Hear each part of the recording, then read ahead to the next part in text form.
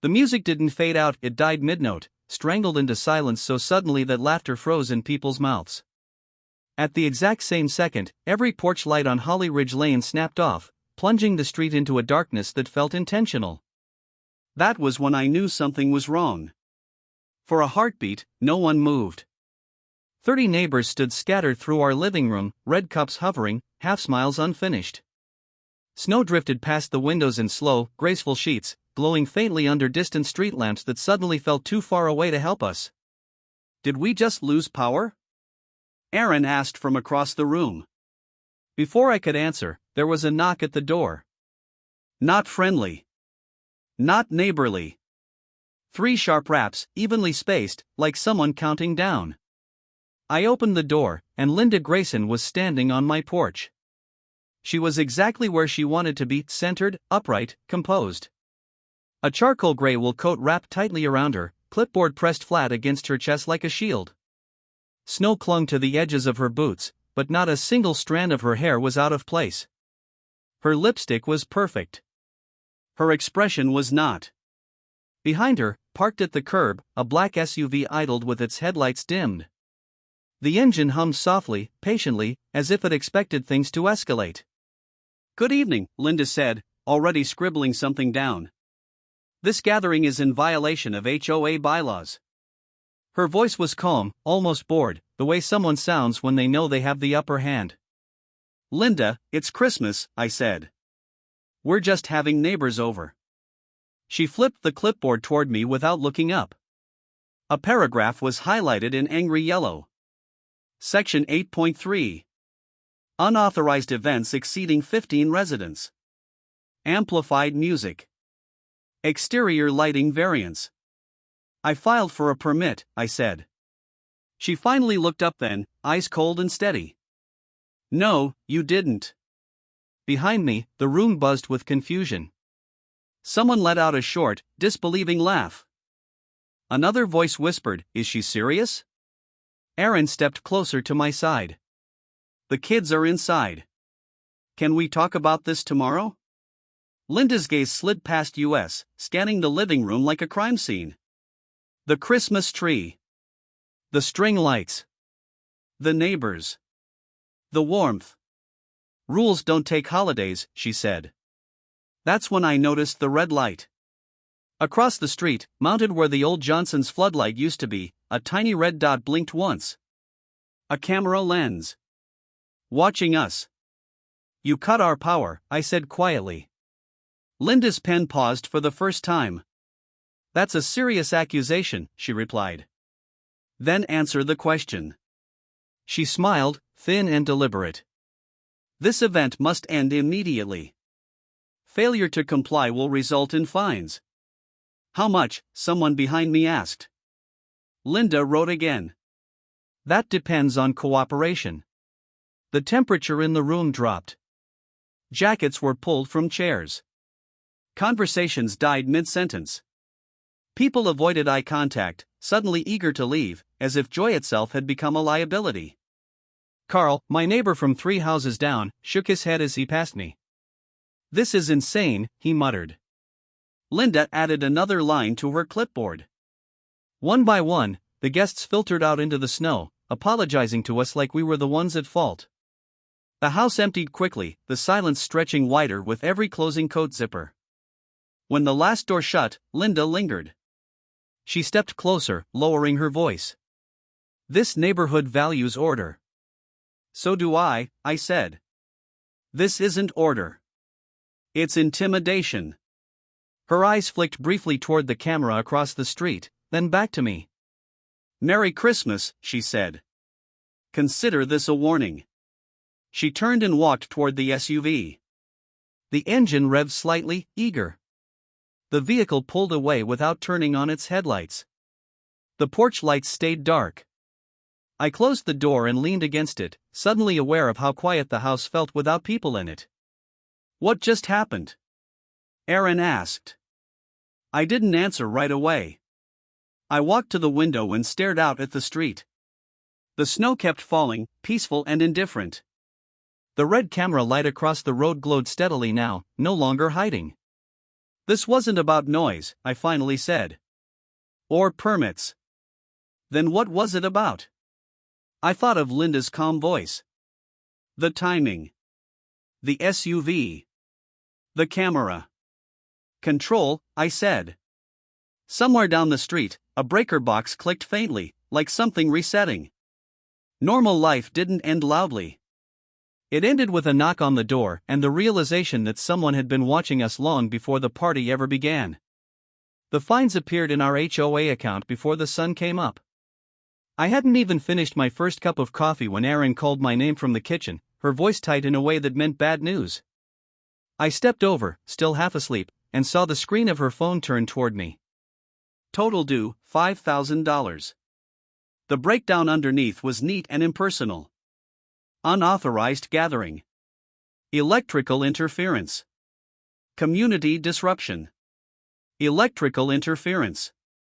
I felt a slow, cold pressure build behind my eyes. They're accusing us of tampering, I said. That's insane, Erin replied. We lost power. Exactly. I pulled on a jacket and went straight to the garage. The breaker box was mounted on the back wall, metal door slightly ajar. I flicked on my flashlight and aimed it inside. The beam caught on copper wire, cleanly cut, precise, deliberate. No fraying. No burn marks. This wasn't weather. This wasn't an accident. Someone had shut us down on purpose. They sabotaged us, Erin said, standing behind me. No, I replied. Someone ordered it. The HOA office sat in what used to be a dental clinic, bright siding, friendly lettering, carefully designed to make authority feel harmless. I'd always thought that was intentional. Power worked better when it smiled. Linda Grayson sat behind a glass desk, typing steadily, her posture perfect. She didn't look up when I walked in. You cut my power last night, I said. She continued typing for 3 more seconds, then stopped. The HOA doesn't perform electrical work. Then who does? She finally raised her eyes. There was no surprise in them. No denial either. Just calculation. That's a serious allegation, she said. You should be careful. So should you, I replied. Falsifying violations is illegal. A faint smile tugged at the corner of her mouth. Communities require order, Mark. That was the first time she'd used my name. I left before my anger said something my brain couldn't take back. But the second I stepped outside, I felt it, the same pressure I used to feel years ago when a story stopped being interesting and started being dangerous. I went home and opened my laptop. Public records first. HOA bylaws. Amendments. Emergency clauses. The deeper I dug, the clearer the pattern became.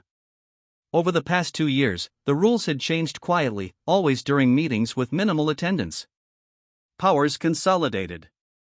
Appeals removed. Enforcement discretion handed almost entirely to the HOA president. Linda. Then I checked financial filings. 3 homes on our street had been fined into foreclosure in the past 18 months. All 3 owners had been former board members.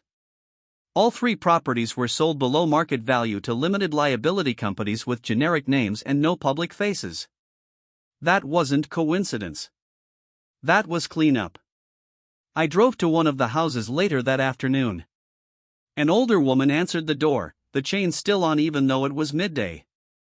Her eyes darted behind me before she spoke. I can't help you, she whispered. I just want to understand what happened, I said. You used to be on the board. Her grip tightened on the door. They watch everything. Who's they? Her lips pressed together. Cameras. Emails. Messages. You complain, you get fined. You fight it, you lose your house. The door closed softly, like she was afraid of being heard. That night, my laptop chimed. An email. No sender name. No signature. Stop digging. Attached was a photo. Erin. Taken that morning. At the grocery store. Same coat she'd worn. Same parking lot. My phone rang immediately after. Unknown number. I answered without speaking. This ends now, Linda said, her voice calm and precise. You don't want this getting messy. You're threatening my family, I said. I'm offering protection, she replied. Withdraw your complaint. Pay the fine.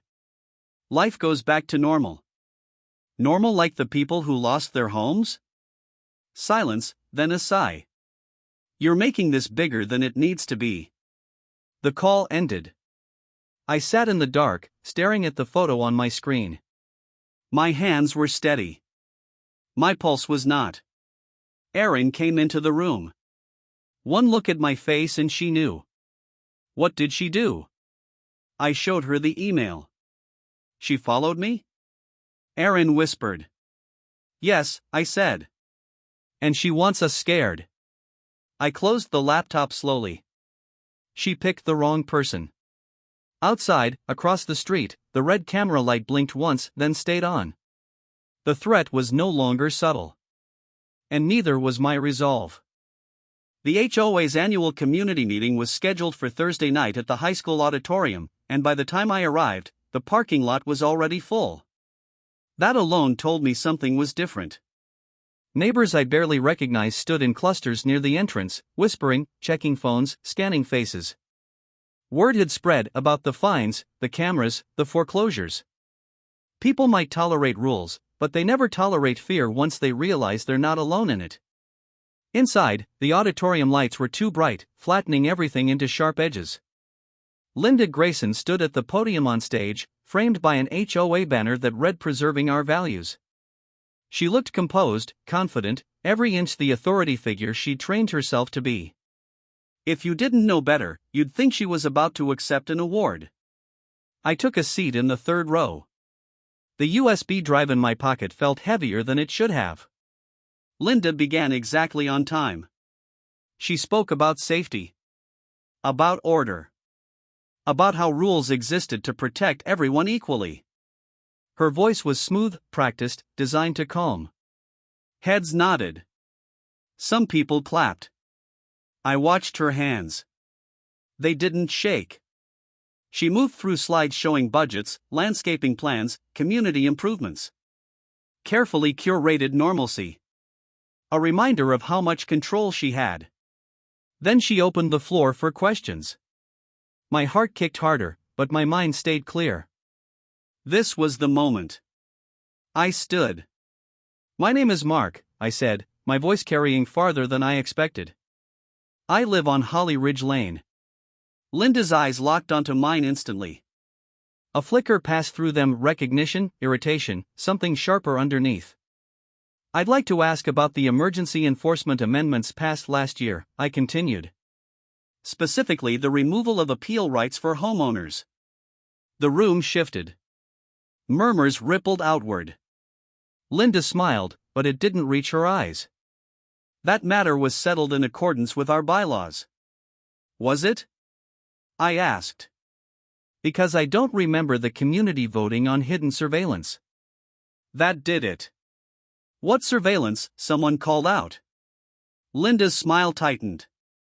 This is not the appropriate forum for baseless accusations. I nodded once toward the back of the auditorium. Then let's make it appropriate. The screen behind her flickered. Emails appeared time-stamped, verified, bearing Linda's name. Instructions. Fines targeted at specific residents. Notes about non-compliance personalities. Then video feeds, front yards, driveways, breaker boxes. Footage from the night of our party. A gloved hand cutting power. The room exploded. That's my house, someone shouted. Is that legal? Linda spun toward the screen. This is fabricated, she snapped. Someone has manipulated these files. Before I could respond, a familiar voice rose from the left aisle. They're real. The police chief stood up slowly, hands visible, expression grim. My department verified the footage before tonight. Silence crashed down hard. Linda backed away from the podium. For the first time, her control cracked.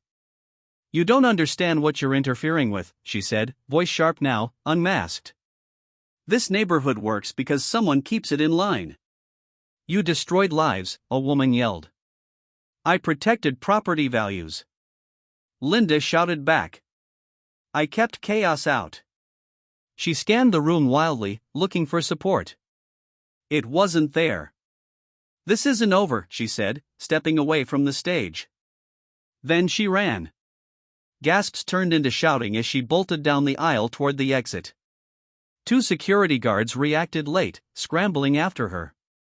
She slipped on the polished floor near the doors, crashing hard.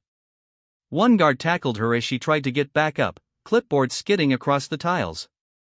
The room erupted, applause, anger, relief all colliding at once.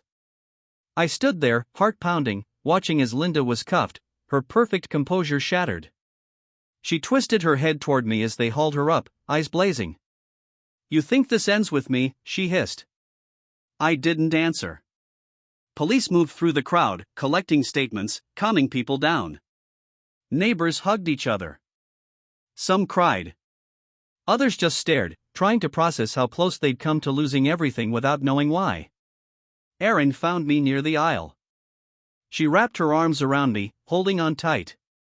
"You okay?" "Yeah," I said, though my legs felt weak. "I think so." As Linda was let out, I noticed something else, something that didn't fit. Near the back of the auditorium, a man I didn't recognize slipped out quietly, phone pressed to his ear. He didn't look surprised. He didn't look angry. He looked disappointed. The doors closed behind him. And for the first time since this started, a cold thought settled in my chest. Linda hadn't been improvising. She'd been executing. And people like that rarely act alone. The news vans arrived before sunrise.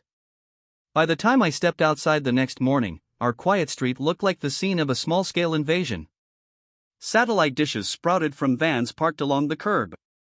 Reporters spoke into cameras with serious expressions, rehearsing lines about corruption, abuse of power, and a shocking betrayal of community trust. Linda Grayson's name was everywhere. She was formally charged by noon fraud, illegal surveillance, intimidation, abuse of authority. The HOA board dissolved itself that afternoon in a hastily drafted statement filled with apologies and promises of cooperation. Emergency meetings were called. Lawyers appeared. Insurance companies went silent. And just like that, the fear that had been quietly choking the neighborhood loosened its grip. The cameras came down first. Utility workers removed them carefully, one by one, as neighbors stood in small groups and watched. Some people clapped when the last one was lowered from its pole. Others just stared, like they were making sure it wasn't a trick. The fines were reversed. Accounts reset. Liens lifted.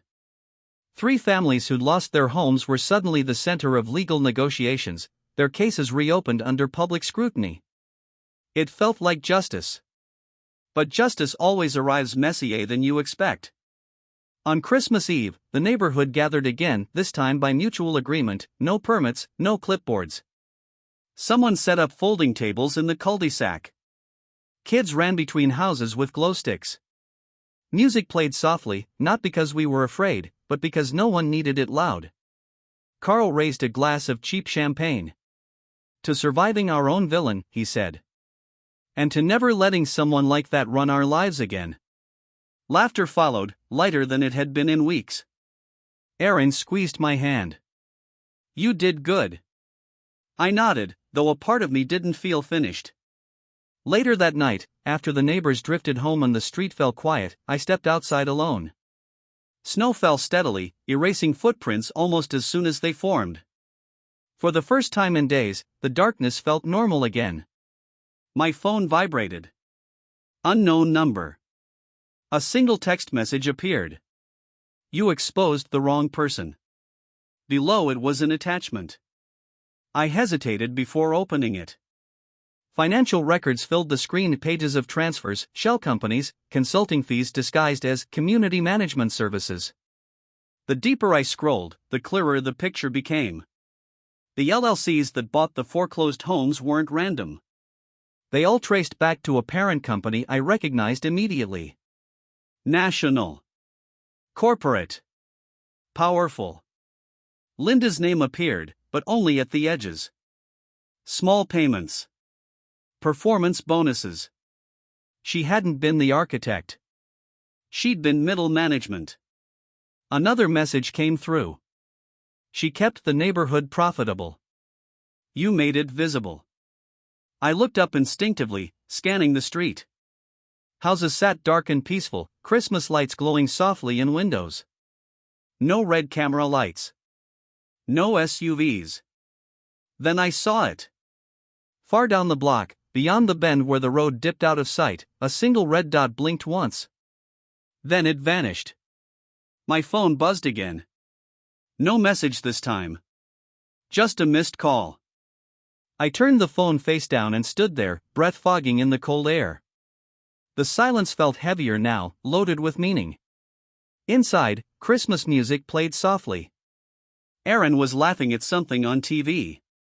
Normal life, trying to resume. I stayed outside a moment longer. Linda Grayson was gone.